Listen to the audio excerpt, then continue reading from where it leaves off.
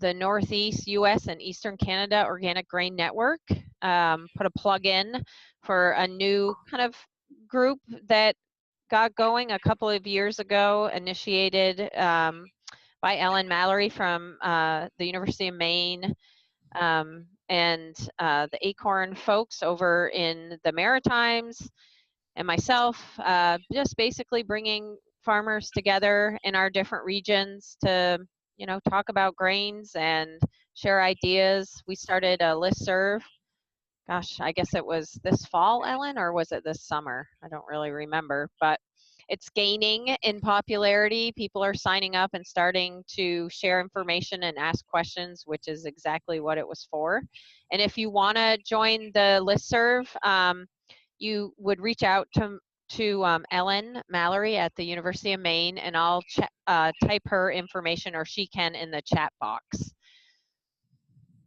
And let me see, I need to unshare, stop the share, okay? And we'll revisit that again at the end of the webinar. All right, so with that, so Ellen just put her information in the chat box for everybody. And it's 12:02, so I'm gonna get us going here, or get Klaus going. And I think many of you know Klaas Martens and his family over in Penn Yan, New York, with Lakeview Organic Grain.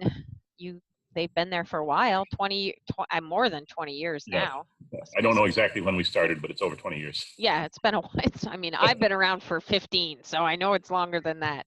So they've been, you know, really, to me, you know, have provided a lot of leadership in grain production as well as forage production, you know, and just always so willing to share the information that they've gained on their own farm and learn from others. So really a wealth of knowledge, and we really appreciate your time today, Klaus, talking with the farmers on soil management. So with that, I'll let you go ahead. I'm going to mute myself and let you roll. Well, we often get asked, what is the best way to grow wheat, or how should I fertilize to grow a crop of wheat? And I always have trouble with that approach to growing a crop, because I can't think about a crop in isolation from the entire farming system. Everything that we do for several years before we plant something is what sets the stage for how it's going to grow. And the way I like to respond to that is say, I can talk about a farming system that includes wheat, or I could talk about a farming system that includes rye or barley, but we can't really take it out of context and talk about just the one crop. So even though this is about grain, I'm going to have to really bring the other crops in. I'm going to quote one of the old dead white men that was a mentor of mine that changed my thinking. He died before I was born. His name was Bernard Rademacher. And in one of his papers, he wrote, every crop should be grown after its most suitable predecessor, so that the vigor of the crop alone checks the growth of the weeds. I think that's kind of an interesting concept when we think about growing crops, is the question of what is the most suitable predecessor for what I'm going to grow. And then you really have to think about, well, what was the most suitable predecessor for that predecessor? And then what was the most suitable ahead of that? And I think we can find examples of that in farming systems that have been stable. The best and most stable, longest running farming system that I know of on earth is the Oriental, Eastern Asian rice culture, which was a system that maintained soil fertility, maintained high yields, maintained high quality for literally millennia being followed. And at every step of that system prepared the soil to grow the next crop that was going to be planted. And when we can hit the bullseye, that makes everything else we do so much easier, because the goal here is to make the soil that we're planting in be the best, to make the crop we're growing be the best adapted species for that system and that environment that we are putting it into. And often we run into trouble when we have pest issues where the soil environment may not be the best for the crop we're growing. It may be the best for something else. And I've had to really set my thinking. When I started farming, I went through the land grant system. My parents were European peasant farmers. And when I went to college, I decided that they were the most backward farmers there ever were. We were going to have the green revolution on our farm, whether they liked it or not, and it was going to happen fast. And it did happen fast. And I think partly because it happened and partly because of the influence that I had from them, is I was forced to see that some of the outputs that we had were really good, but some of the ones that I wasn't focusing on were not the ones I expected. We were changing the system when we introduced some of the other inputs, some of the other practices that we brought, and all of a sudden the system behaved different. It's a little like the saying, you never swim in the same river twice. You actually don't farm the same soil twice. Every year you're changing it. And I remember an interesting picture that Ray Archuleta shows in his talks, where he shows a plant growing. And he asks the question, well, where does the plant stop? Where does the soil start? And that, to me, that's a really profound question, because the soil is not so much a dead medium that you grow things in. It's actually a living ecosystem. And I'm going to suggest an author in a book for everybody. It's called Healthy Soils, Sick Soils. The author was a woman in Austria named Margaret Sekera, and her work was translated into English here a couple of years ago by Acres USA. And in this book, she describes what's going on in our soil as an aquatic ecosystem, that the pores and the surfaces and the tremendous surface area that's inside a soil has this aquatic ecosystem inside it that not only feeds plants, but it also is what's constructing the soil. And in her writing, she describes taking several samples of soil, of good soil with good aggregate stability, and treating it in different ways. She took that soil and put it in the laboratory around 70 degrees for a couple of months, where it had excellent aggregate stability, but when she put it in the lab, just set it on the shelf, tested it a few months later, it had poor aggregate stability. She did another example where she put a biocide in it, and the aggregate stability fell apart almost instantly. She did some really interesting, what I would consider cutting edge work for back in the 40s and 50s. We didn't really have the technology back then, but she used stains and she used a dissecting microscope. And she started taking healthy soil and sick soil and taking it apart under this high magnification to try to see what she could see. And what she saw was this aquatic ecosystem. That's where, and there's a term for it that I can't remember from the book, but we can all look that up later. But what she saw was we tend to have a picture in our minds, and I learned this in college, and I think it was misleading and it was not helpful. And that's the soil is sort of like a building, bricks and mortar, and that the residents come in and out of the building and live there like it's something inanimate. What she's describing is that the building is actually being constructed and held together by the living organisms, so that when you kill those living organisms, it collapses. So it's not only a home for all of this whole community, but this community is actually building it. And when you take that community out, it stops living. Now, where this is significant is how do we manage our row crops? Quite often when we're growing corn or soybeans, we've got something growing in the field for 4 months, and we've got nothing growing there for the other 8 months.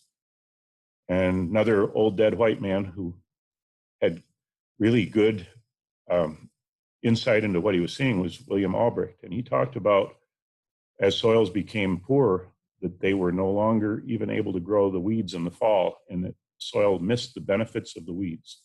Now that's kind of that's an interesting idea, when nowadays, if some farmers, if they see any green at all, anytime, they're out there with Roundup and they kill it. Well, this aquatic ecosystem and the construction crew that's in there building it and maintaining it needs to eat. What do they eat? But when there's something growing, the plants give off root exudates. They're high quality sugars, proteins, they're food. But what happens during the 8 months of the year if we're keeping everything killed that feeds that crew of workers? My observation is that structure falls apart because we start to impoverish and starve the community that's building it. And that really is counter to what I learned when I first learned about agronomy. I always assume, well, it's an inanimate thing. You leave it there and you come back and use it next spring when it's warm enough. But it's doing things all winter long. You know, there's 50-degree soil temperature if you go down far enough. And I don't think there's a day that there's not something happening underground. Sometimes it's very slow, sometimes it's faster. But the plants determine that. And another observation that I've made was when I grow certain crops, it seems to have certain predictable impacts on the soil. For instance, when I've got a clover crop, and when I plow that, I know that it's going to be very granular. There are going to be a lot of earthworms. It's going to have a look to it. And if I grow a corn crop, it'll look entirely different. So this whole picture, going back to Ray Archuleta, where does the soil start and the plant stop? It's really not that clearly defined. The plants actually define a lot of things about the soil. And I'll throw out an idea here on soil health. To me, soil health is one of the really important new hot topic or hot button terms, but we have trouble understanding what does it mean. For instance, extremely good soil health for if I'm growing corn may not be the same thing that if I'm trying to grow apples. You know, and we tend to look at soil health like something you can measure like a fever, like a body temperature with a thermometer. But probably a more accurate way to look at that is that soil health is what is the most desirable set of growing conditions for the species that we're trying to grow or the group of species that we're trying to grow. And I had several people at some conferences want me to tell them that there would be some way to measure soil vigor or soil vitality on a scale of 1 to 100, and that I can just keep pushing the soil better and better if I keep doing the right thing. And no, it doesn't work that way. I think every soil, every farming system has certain equilibriums. Just like you can increase organic matter if your farming system is better than the one that you had been practiced recently before, but it's not going to linearly go up 0.1% every year for the next 100 years. It's going to hit an equilibrium organic matter, or it's going to hit an equilibrium fertility. It's going to hit equilibriums in a lot of different ways. And quite often we're not leaving a farming system in place long enough to have any idea of what is equilibrium. And when we talk about building soil carbon, I think we're kind of missing the boat that when we think that any one practice is going to continually sequester carbon. I do think we've got a problem right now in that most of North American agriculture is still depleting organic matter. That means we have not yet hit equilibrium soil organic matter for the system that we're farming under. So that, I tend to beat a dead horse to death and keep going. So I think I'll move on to my next idea. And that's, why are we soil testing and how do we use soil tests? And this is a tremendous tool that we have for soil management. If we go way back to the mid-1800s, Justus von Liebig came up with the concept of the barrel with the lowest slat, that whichever stave in the barrel was lowest would kind of limit your productivity. Not very long after Justus von Liebig wrote about the law of the minimum, Andre Vlasan wrote a pamphlet that was a counterpoint to it. He called it the law of the maximum. What Vlasan said was that if you have an excess of any of certain things, that it will actually limit the availability of something else and cause a tie-up. And I think we've gotten into a lot of trouble using the soil test, just always trying to fill the lowest thing on the barrel and not paying attention sometimes to if we're short of something, that it may be caused by something being in excess as opposed to just being short. And I have spent a lot of time slamming my head into the wall and not understanding why continually putting on more phosphorus, for instance, wasn't keeping my corn from turning purple, or wasn't keeping my small grains from turning purple when it was cold. And what I didn't realize was that if I had something in excess that was tying it up or preventing the plants from getting it, that it would not be available. So the tool is very useful, but I think we have to understand its limitations and understand it in the context of what it's doing. The other thing we need to understand is that it's a chemical attempt at approximating what a plant will find. And plants are specialists. If we have a tremendous amount of calcium in the soil, for instance, and the pH is very high, and we're growing a legume like soybeans or clover or dry beans, we can have phosphorus that's been tied up in the form of tricalcium phosphate, which at that high pH, the phosphorus tends to combine with calcium, and it becomes somewhat insoluble. Well, the acids that are given off by the roots of the legume have absolutely no trouble breaking that bond and releasing the phosphorus and using it. But if we plant corn in that environment, the corn roots don't give off the same acid and they will show a deficiency. Now, there may be plenty of phosphorus there, but the plant's not getting it. So I think tissue testing has been credited and discredited and back again. But tissue testing is actually telling us the end result of what did the plant find. But it also has limitations. My favorite approach is to use every tool. And because plants are specialists, we've learned that we can read our weeds. Because weeds are also specialists, sometimes seeing a flush of certain species can give us hints as to what's happening in our soil. You probably figure that I'm really avoiding talking about grains here. But this is actually deliberate.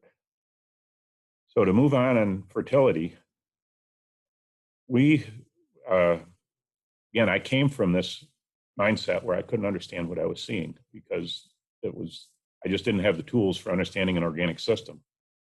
And I asked a question, how much compost, how much chicken litter should I be using, or any kind of poultry manure or cow manure would be optimum for fertilizing my crops? At that time, I had a relatively simple farming system. It was working, it was making us a living. That was corn, soybeans, and a winter grain, which in our case was spelt, that would be seeded to clover and then come back with corn. And I thought I had a really complex system. Little did I know. And it was interesting. It worked very differently when I applied this system to a land that had been farmed conventionally with conventional inputs, relatively few cover crops, and a very undiverse set of crops. The first years that I grew clover, it grew like crazy. I never saw clover grow like that before. Over the years, it slowed down. And this kind of shows that there are some biological feedback loops in the soil. That we were very low in organic matter, we were very low in nitrogen, and this legume, which fixes nitrogen, was just finding that niche, but it was rapidly changing the soil so that over time, the soil was no longer putting the clover into hyper overdrive. So back to the experiment I proposed was, I said, well, how did we figure out how to use soil tests to fertilize conventionally? We did yield response curves. And I wrote up a grant proposal and applied at OFRF, the Organic Farming Research Foundation, which I'm on the board of, and it was rejected. But I'd been working with Thomas Bjorkman at Cornell, and I'm really fortunate that it was rejected. And this is nothing against OFRF. They're doing, at that time, there was almost nobody funding organic research. They were taking limited funds, and of course, there was tremendous demand, lots of questions that needed answering. And my proposal just wasn't good enough to beat out the other proposals. But Thomas Dr. Bjorkman took my proposal. He said, I like this. You mind if I modify it a little and we'll apply it? We'll apply somewhere else. And he did, and we got funded for 5 times the amount of money that I had asked for. And not only as a 1-year experiment, it got funded by the Towards Sustainability Foundation at Cornell for 5 years. And also, Dr. Bjorkman added some new research questions to it because he was looking at this thing in time. How is it changing over time if we do this practice? The response curves were interesting. We were using 2 types of composted poultry litter, and we were measuring, we did regular soil tests, and we were measuring response to what we would have called 1 times the normal yield that an agronomist would recommend under conventional circumstances, 2 times that yield, half, 0, and I think we went up as high as 6 times. And we found that our response curves almost perfectly mimicked the 1950s conventional response curves, which should not have been that big a surprise. It was almost. There were some differences. One important difference was because we had this clover in the system, nitrogen was not a limiting factor for corn. And because soybeans were following corn, they make their own nitrogen, that wasn't limiting. And the spelt actually was the only crop where nitrogen was limiting. I didn't know that looking forward. I hadn't thought about it in those terms. But that was something that we learned more about later. That wasn't even on my radar when we were doing it. But what we ended up with was this really nice system of reading a soil test, looking at how much phosphorus and potassium we needed, and being able to predict whether we were going to get a yield response and how much we needed to put on. We found out most of us were putting on way too much.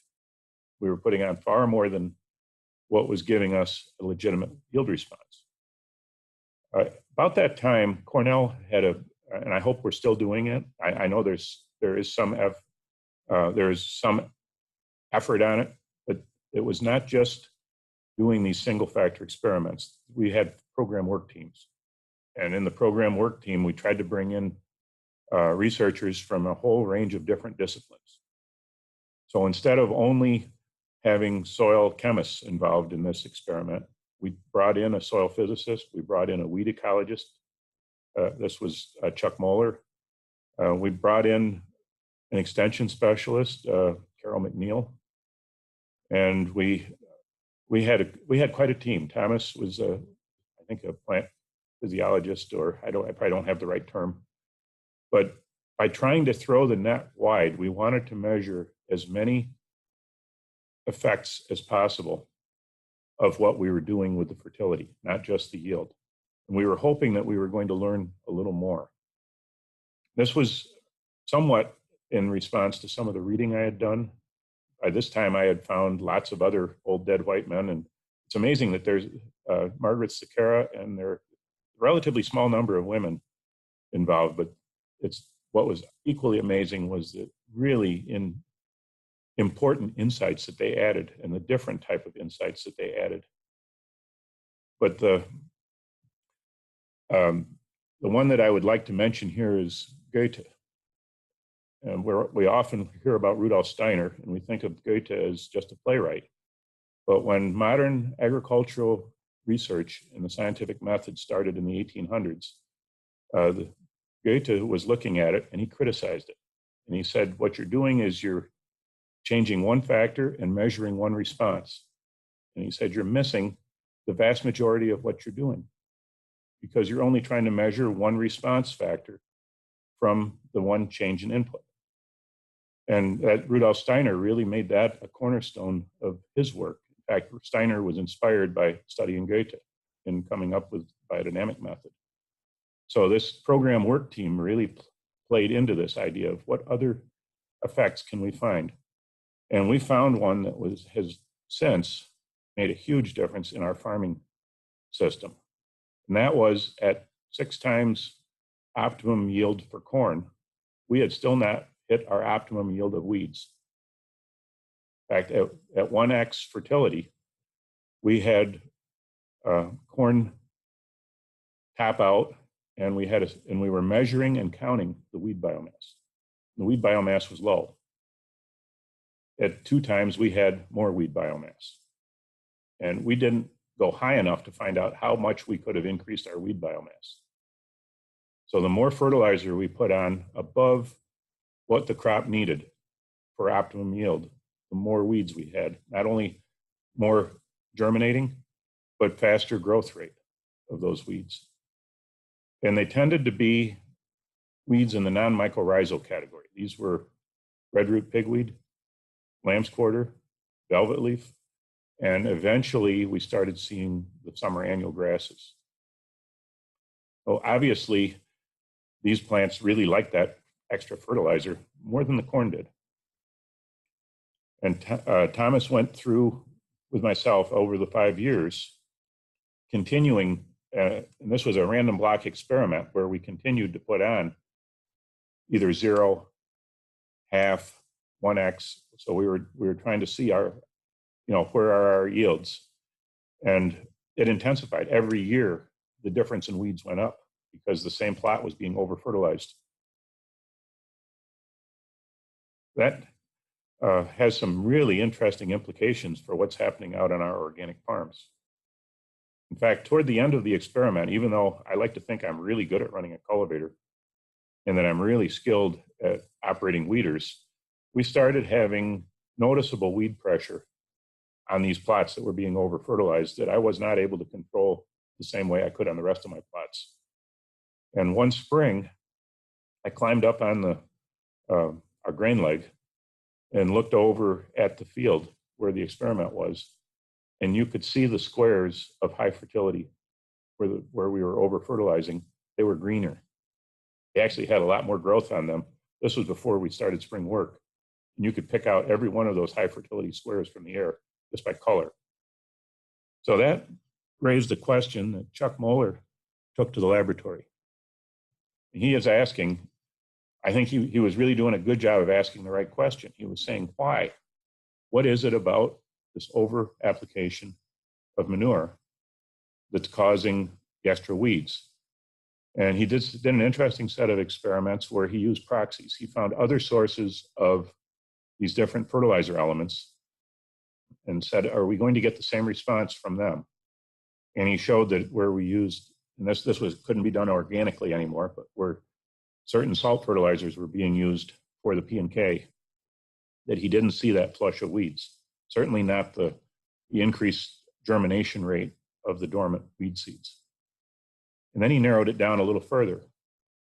He said, now, which one of the elements is having the big effect? And he narrowed it down to phosphorus.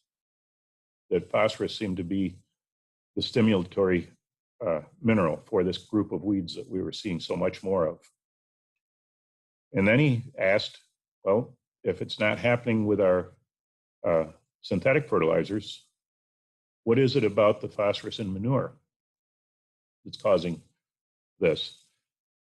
To cut the story a little short, he found that it was the form that the phosphorus had in manure. And it may have just been one form. I'm sure manure has many forms of phosphorus. But there was one form of phosphorus in that manure that was causing the weed seeds to come out of dormancy, and that was causing the weeds of those species to grow much faster than normal. Now, this has interesting implications when we're trying to control weeds in our crop. And when we looked at our farming system on our farm, we had been doing something right that I didn't know was right. And we were really avoiding some problems. I was finding it was easier to put the fertilizer on the poultry litter in midsummer. So I was consistently putting it onto my cover crop after the winter grain in the previous season. What I learned also by accident, when we didn't get it all done and we put it on in the spring, we suddenly wondered, why are these fields so weedy? And we regularly noticed in our fields that if we put our manure on in the spring, right ahead of plowing for corn, we had a lot more weeds than if we put the same manure on the cover crop. Now, looking back, I'm pretty sure what was happening is the cover crop was taking up this form of phosphorus that was causing the problem and converting it into clover. and then turning back in. So if we take chemical analysis of the clover and think about it, this was quite a shock to me when I first did it. We regularly would have 3 tons of spring growth. This is just the top growth. We know there's a lot of fertility in the roots that's not showing here. But 3 tons of clover in the spring was testing about 4% nitrogen. So that's 3 tons of 6,000 pounds at 4% is 240 pounds of nitrate, of nitrogen actually. It was mostly in the protein form. Now that's a phenomenal amount of fertilizer. The phosphorus number looked really low, but then I realized what we were getting was elemental phosphorus. When you converted that, it's not the salt form, but the elemental form, you have to multiply by 2.3 to get the P2O5, which would be equivalent to a fertilizer label. We were regularly getting 40 to 60 pounds or more of P2O5, again, just in this top growth that we had in the clover. And it's not unusual to have 2 to 3% potassium. So we were getting 120 to 180 pounds of K2O just in the top. None of this fertility was showing in the soil test. That was all above ground. So we can see where some of this, a lot of the fertility that we were putting on from our cover crop was being taken up by the plant. But it also didn't, because it didn't show in the soil test, this was a massive amount of fertilizer that we were turning in for our crop. So let's fast forward this a little bit. Cornell started something that was really groundbreaking, and really sadly, it's hard to get funding for it from any source today, and that was a long-term systems trial. And the long-term systems trials that are out there, the oldest one in the United States that I know of would be what's left of the Morrow plots at, I think it's Indiana. The Morrow plots have been run since the 1800s. Sanborn Field was started in the 1880s at Missouri. The oldest organic systems trial is Rodale, which Jeff Moyer runs. And Cornell has one that started here in the 1990s. And it's still there. It's a tremendous resource. But coming back to this idea of you don't farm the same soil twice, by farming this soil in the same way for an extended period of time, we started hitting some equilibriums. We started seeing some changes in the soil that affect the way it's going to respond in research. And this is why I feel these long-term systems trials are so absolutely critical to maintain, and yet they are so hard to get funded because you don't get the immediate results. It takes 20 years before you start approaching equilibrium in some factors on soil, before you can actually start to see what is this practice doing long-term. We weren't even measuring those changes with our single factor analysis. And we have definitely seen on our farm after 20 years that the soil is behaving so differently from what it was when we started transition, that we're seeing that we have to look at this research in the context of what kind of soil was it done in before we can say that it's going to be repeatable all over the place. So Cornell, having started this trial, they looked at what practice was being used on farms. And it seems that in the Finger Lakes, we had moved ahead of much of the Midwest in terms of organic practices for grain, because we were growing a 3-crop system, which was corn, soybeans, and then a winter grain, small grain, that was underseeded with clover. And that system really was, while we could improve on it a lot, it was very successful. It was very uniformly applied. And the university started this long-term systems trial, farming systems trial, copying what was being done in the general area by other farmers. But they did something else that was really, I think, showed great insight and made this experiment much more valid. They brought in a system of farmers who were using that system on their own, a group of farmers who were farming like that on their own farms as advisors, to see to it that instead of a set of book rules that are being followed year after year for consistency, that that LTA was being managed the way the farms out there that were farming organically managed it. So when decisions were made, they were that way very true to what was happening out in the real world. We noticed that after running that trial for about 10 years, the changes that we had all seen on our farms were being reflected perfectly in the Cornell systems trial. That not only made that systems trial more relevant, but it allowed the university to start approaching questions that we were having trouble with in our farms, where they had the detailed data, the disciplined management, and the disciplined data gathering. They could start probing into the questions we were asking and explaining to us what was going on.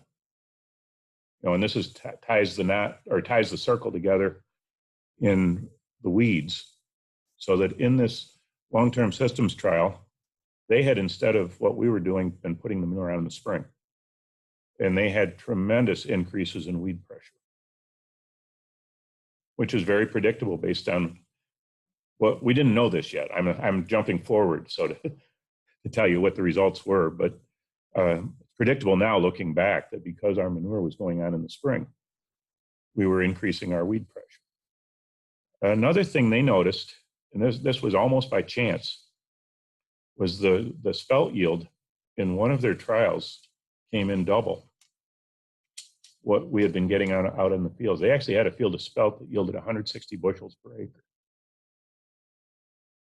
And the year that we had that huge yield of spelt, just by chance, they had gotten a massive dose of nitrogen in the spring on that spelt.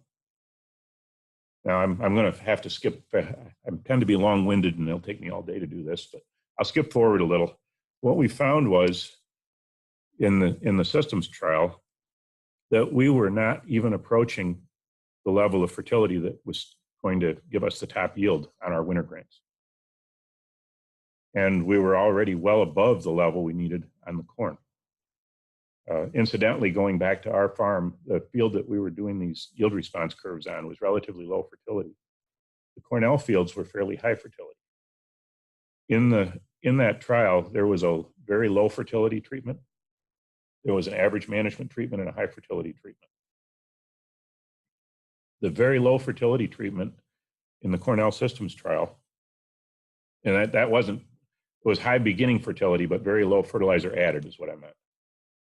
They didn't see any yield difference between the high fertility treatment and the low fertility treatment for, I think it was 10 years. So going year after year, putting on virtually nothing beyond the starter, they were not seeing any yield improvement on the corn. As long as, that's with a caveat, as long as there was enough clover in the legume plowdown. But they were definitely seeing strong responses in the small grains. And they also noticed this change between spring applied fertilizer and applying the fertilizer to the cover crop in the weeds. So at one of our farmer gatherings, we started looking at that, and we started asking a question. So why are we putting all our fertilizer on the corn where we're not showing a response? And why are we not putting more fertilizer on our winter grains where we're showing a potential strong response? And the answer is we're doing this out of habit. We didn't know. So here is a really valuable piece of data that we got from this long-term systems trial.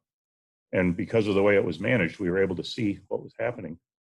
And we rearranged our fertility so that as long as we had the optimum levels of fertility used in the course of the entire crop cycle, we were not lowering our soil fertility, but we were getting much better yields because we were putting it on where it was going to pay back.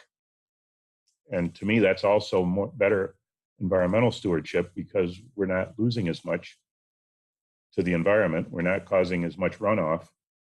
And when we're putting this material on and having whatever runoff we have, we're actually getting a better response of food production from it. So this goes back to the idea of a system. We found that we needed to really rearrange when and where we were putting our fertility. Hey, Klaas. So that, Oh, Yes. it's Heather. I was just going to say if you want to think about another 5 or so minutes, Okay. we'll be at 1:45 to leave All time for right. questions. We haven't had all that many pop into the screen yet, but I'm sure as you're Okay. wrapping up, more people will. So Okay. I'll shift gears completely then, and I'll go over to what if reading what the soil is saying. And I'm going to use an example here that I think ties it together. And that's when we started farming organically. We took over. We had a real problem on our farm with velvet leaf, and I was afraid when we switched to organic that velvet leaf might make it impossible to farm organically because it was such a bad weed. And one of the farms that I was able to rent because nobody else wanted it was so fouled with velvet leaf that there was one field where I didn't harvest a crop the first 2 years. In fact, the previous renter came to me after I rented it and he said, "Let me tell you something about that place you just rented. Nothing grows there. Absolutely nothing but weeds will grow on that land." And he was using chemicals. So even despite all the herbicides, he was overrun with velvet leaf. Well, after about 3 cycles of farming that land, and of course the winter grains weren't hurt. This was, we were being overrun with velvet leaf in the corn. I was noticing that the velvet leaf wasn't quite as tall. By the time we were into about the 3rd cycle, so we've been 9 years into transition, I noticed that the velvet leaf was getting about 3 feet tall, turning blonde, and the leaves were starting to turn yellow from the bottom up. And then they turned black, and then they fell off. And by the end of August, the velvet leaf was dead. So here is a change in the soil. And my first reaction to this was that I thought I'd found a way to become a millionaire. I'll find the fungus that's killing this velvet leaf and bottle it and sell it to farmers. Of course, that would have been illegal. I didn't know anything about pesticide rules in those days. But anyway, and I called Tony DiTomaso at Cornell and discussed this with him. And he actually was the one who told me that it was a fungus. It was albutin, or it was a velvet leaf anthracnose. And it was a really great disease because it didn't affect any of our crops, only affected velvet leaf. And when I told him about my great idea to make money, he said, "But you're going to have to explain this to me. Why does this disease exist in your neighbor's corn in velvet leaf, and it doesn't hurt the velvet leaf? It grows right out of it. Why is it killing it on your land and not killing it somewhere else? You're not going to have a very good product if you sell something to someone where it doesn't work." And what we found out over time, we've also found there was a virus in this velvet leaf, and that virus was being vectored by whiteflies.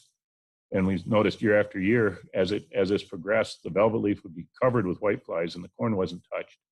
In fact, the first time I showed it to one of my agronomist friends, they said, "Wow, you're not even going to have a corn crop here with all these whiteflies." Until we looked, they were avoiding the corn, and they were just sucking the life out of the velvet leaf. So here is an example of the environment changed. The velvet leaf went from being very well adapted to that environment to suddenly, for some reason, this velvet leaf was not at all well adapted to that environment, and it was getting sick. So I just thought I would leave that as kind of a really interesting observation. And a group of students from Cornell just came out and took some of our soil for samples to put in the greenhouse. We're hoping to be able to reproduce what's happening with the velvet leaf in the greenhouse at Cornell and take some soil that's been managed conventionally where there's a velvet leaf problem and put it next to it, controlling for all those conditions and seeing, can we figure out what is the biological reason for this? Can we reproduce the observation? And second, can we figure out what's going on? So I think switch over to questions. Yeah, okay. Thanks, Klaus. That was great. Very informative. So if you have any questions right now, please feel free to type them into the chat box. If you're having trouble with your chat box, I will allow you to unmute yourself and ask a question, but I'd prefer if you type it into the chat box. Okay, so we do have a question from Cliff. Cliff was asking if the study was published and available, but I'm not sure exactly what study you were referring to, Cliff. Klaus talked about a number of them, so if you could type more information into the chat box, that would be great. Cliff had another question. How many years did it take to clean up the ground once you started farming it? Clean it up in terms of weeds, I assume. Yeah. Yeah, so it depended on what the weed problem was, and which fields or which farms it was in. It also depended on my approach. The first years, this was kind of hit and miss, and it took longer. After having learned and figured out a little of this, within about 2 to 3 years, we can generally turn a fouled field into a relatively clean one.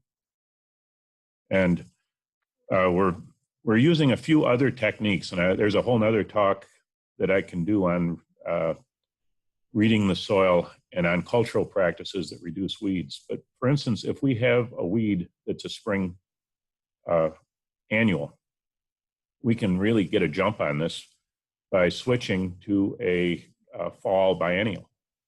Just mismatch the life cycle of the pest to the life cycle of the crop. So by using some techniques like mismatching life cycles and being careful about the crop, we could kind of jump ahead and in just a very few years take care of a problem. But I would generally wait at least 3 or 4 years before going back to anything like the crop that was having the weed problem. Great. Do you customize your cover crop program based on the crops to be grown the following season? Yes, and this is something it's evolving.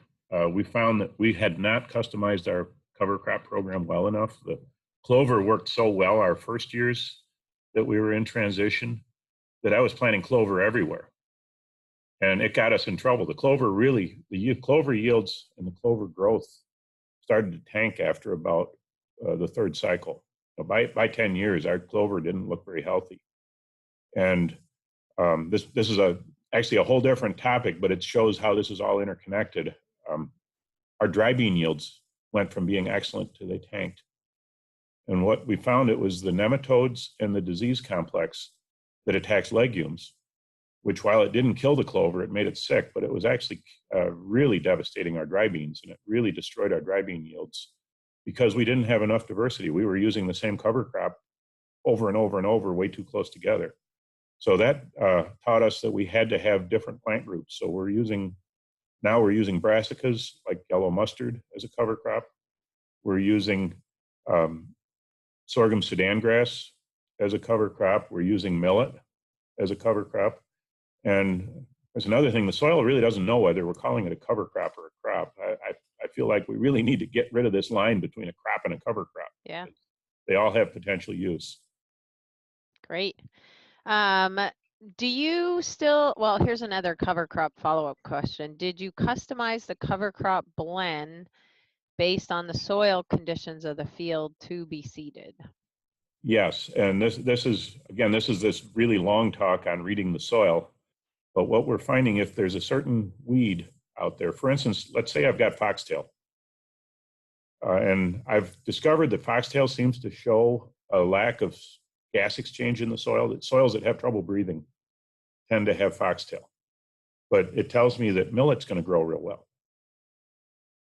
Millet is very closely related to foxtail. So I can, when I look at the weeds that are growing there, I try to tailor my cover crop blend to have more of species that are very similar and that like the same conditions. And that's one of the farmers that came to one of my talks once. He said, that's really like martial arts, is just taking the energy that's in the weeds and redirecting it in a way that does what we want it to. Great. Are you still using poultry manure in your system? And if so, where does that fit in? Okay, poultry manure is definitely a key part of our system, but we have moved it very heavily onto the winter grains, and We are using it somewhat according to soil test for soil balancing on the cover crop the year ahead of the corn. But where we're really getting the response still is for wheat, spelt, barley, all those crops. And I think there's a biological and physical reason for that. And that's when the soil is warm, our biology makes phosphorus available fairly well. An active warm soil, we can have a relatively low phosphorus level and still grow a good crop because the biology is just making it available. But when the soil cools off, the phosphorus cycling and all fertility cycling and mineralization slows down. So this really soluble fertility in the poultry manure is compatible with the time of year when the soil is kind of going to sleep. I'm going to mention another piece of research that was published. And incidentally, the question on if it was published, Thomas Bjorkman in my paper, we were co-PIs on it. It's behind a paywall. It's available. Thomas can make it available. I can't get to my own paper behind that paywall, but that's a whole nother issue. Do you know what journal it was published in, Klaus? I honestly don't, but Thomas. Okay, Arlene can yeah, okay.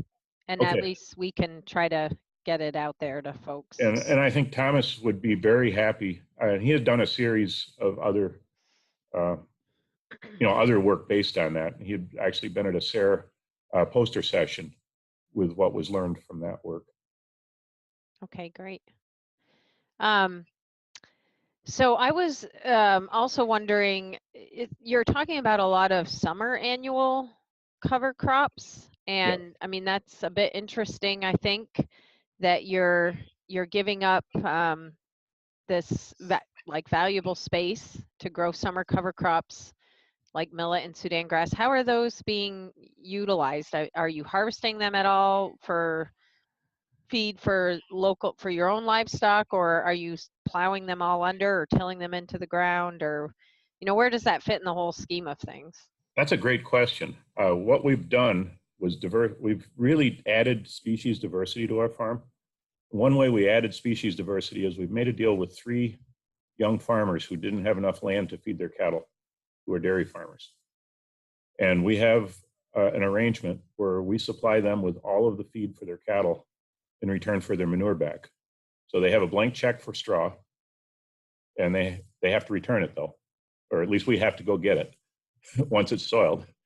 But we're getting, we're creating a closed nutrient cycle, but we're using the BMR form of the millet, we're using the BMR sorghum Sudan, and we're using summer annuals and harvesting them as high quality forage that's going into dairy feed. We're planting them when we're not growing our normal crops. One of our goals when we added cows and dairy cows to the system was not to reduce our production of food crops, so that we're adding animal production without reducing our other food production. And so after we take off a winter grain, we have plenty of time to grow a BMR sorghum Sudan. We can take off, for instance, with malting barley, we can grow dry beans as a second crop. But if we're a little later than that, we can still plant our BMR sorghum Sudan and get that benefit from it, and then go back to another winter grain in the fall. If it's a little too late for the sorghum Sudan, we can go to a BMR Pro millet and take that off and still go back to a winter grain. And you see how it's intensifying our farming, but it's keeping the soil covered. But I think what's really important that we're not seeing is that all these different plants are giving off root exudates, and they're building the soil underground where we're not looking at it. So that extra diversity, and I'm going to add one other observation I've made. Whenever we've had an intractable pest on our farm that tempted us to use, or could have tempted us to use pesticides, we found that by bringing in the right new species into our farming system, we've been able to get rid of the pest. So a lot of these species and this is a very long talk, I can describe how by introducing these species, we changed our biology and got rid of a really big problem. Do you have an example? I think it would be interesting. Yeah. To share maybe one example. The dry beans are gotcha. You probably understand that one, but I think it illustrates the rest of them really well. Mm-hmm. Where when we started having real problems with dry beans. We had a root rot issue. And then we didn't realize the root rot was so severe because of the nematodes that were building up. The nematodes were abrading the roots. The fungi were moving in and rotting the roots. And then obviously our dry bean yields were terrible. And Georgia Bowie at the experiment station came to one of our NYCO meetings, and we told him about this problem. And he said, well, I can tell you exactly why you've got it. And he did an aside. He said, you know, all of my career, I've been here studying roots, and farmers would come to me with a problem, and I'd want to explain to them why they had it. And they say, no, no, no, just tell us which chemical we can put on to get rid of the problem. He said, finally, now that I'm ready to retire, someone is actually interested in what I wanted to tell them to begin with. So he explained to us how having legumes after legumes was just constantly increasing the level of pathogens in the soil. And that and he had done an experiment where he tried all different species in a plot that was fouled with this disease complex. And he was measuring what impact does it have on the level of that disease in the following crop. He actually developed bioassay, which is part of the soil health battery. And he found that yellow mustard, sorghum Sudan, and buckwheat were by far the best suppressors of this root rot disease complex. So he got us to put yellow mustard on, and we broadcast it in our corn stalks in March. Just let it grow and then turned it under. And he said, but when you do that, he stopped me, he said, leave at least part of one field untreated so that we can see if it actually made a difference. And we did. And he came out with his group of graduate students that summer, and he showed us that if one was perfectly healthy and 5 was all the roots rotted off, every place we had even this sparse, not great looking crop of mustard, we went from a 3 to a 2, or if we'd been at a 2, we went to a 1. But it gave us a huge change in that. And after introducing buckwheat, yellow mustard, both in our system, we saw dry bean yields more than double. So that was a really dramatic one for us. Wow, that's great. I'll give you another simple one, and this was actually brought from California. Organic romaine lettuce was having trouble with production, was being troubled by an aphid that got into the hearts and made it unmarketable. And to fast forward, they discovered that if you had one plant of sweet alyssum and every 10 feet in a square through the whole field, you could reduce your lettuce yield by 0. It had no impact on the lettuce yield, but it completely eliminated that aphid because the sweet alyssum was the host for one of the beneficials that controlled the aphid. So those are 2 really dramatic examples of just introducing the right species got rid of a big problem. Yeah, I've heard of that one before. That's really, really interesting. We are just about at the end of our time. I put in doing a last call for questions for Klaus, and just wanted to take some time to thank you. It's always great to hear you talk, and your experiences, they're always valuable. Thank you. Yeah, it's been great. And we really appreciate your time. We know you're super busy. And for everyone else on the call, thank you for attending. This is our first of hopefully a number of webinars that we're going to host with our NEEOGRAIN group. And again, if you want to get on the listserv, please email Ellen. She'll be, sorry, Ellen, I'm going to have, actually, I'll post her email again. And she can get you on the listserv. There we go. And that's great. Everybody, I want to wish you a bountiful and wonderful growing season. It's there. It's so close. We're so close. It's still cold and frozen here, but feels like we're getting closer. I drove through snow driving here. Yeah, I know. It's just crazy. But so good luck, and small grains planting will be coming soon. We'll take suggestions for future webinars as well through the listserv, or you can type them up here quick. But otherwise, thank you very much. And thanks, Klaus. Thank you. Appreciated your time. I will throw out one more thought. Yeah. That's as we as we've evolved our farming system, we're actually farming much more intensively than we were. We're double cropping over probably 2/3 of our acres in this northern climate. So by bringing in these extra species, we're actually harvesting a lot higher yield per acre, Yeah. a much bigger diversity of food, and it's only benefiting us. So leaving this land bare is really stupid on a lot of accounts. Right. And that's On a lot of levels. pointing most of those fingers back at me because I've done it for so many years. Yeah. Well, it's like that just shows that there's always something to learn, right? That's right. That's right. Well, great. Well, have a great rest of the day. And thanks to everyone again. And Klaas, we'll talk to you soon. Thank you. All right.